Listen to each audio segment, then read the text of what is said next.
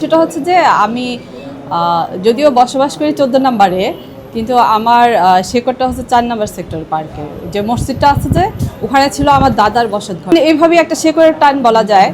তো আমি ওখানেই হাঁটতে যাই, ঘুরতে যাই, আড্ডাটা আমার ওইখানেই হয়।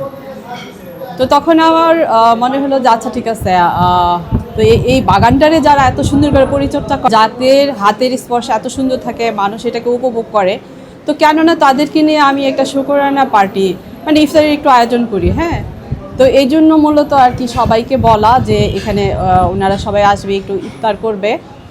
আর আমার সাথে তো ফুপু আছে, আমার বান্ধবী আছে। এইটা আসলে আমার মাথায় এভাবেই আসলো যে আমরা কিন্তু ইফতার পার্টি করি, বিভিন্ন পার্টি করি, সবাই মানে ওই যে হাই প্রোফাইলটাই মেনটেন করি।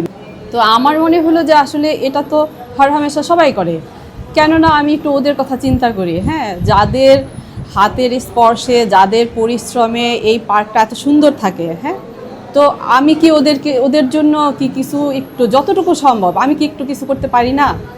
মূলত এই থেকেই আর কি আমার এই উদ্যোগটা নেওয়া। হ্যাঁ, এখানে ওরা হচ্ছে 27 জন।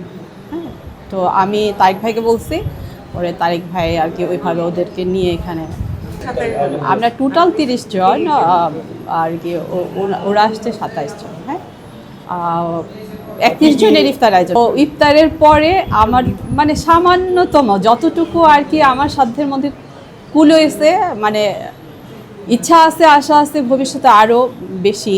তো আজকের মতো সামান্যটুকু আর কি একটা গিফট ওদের জন্য আছে, সবার জন্য।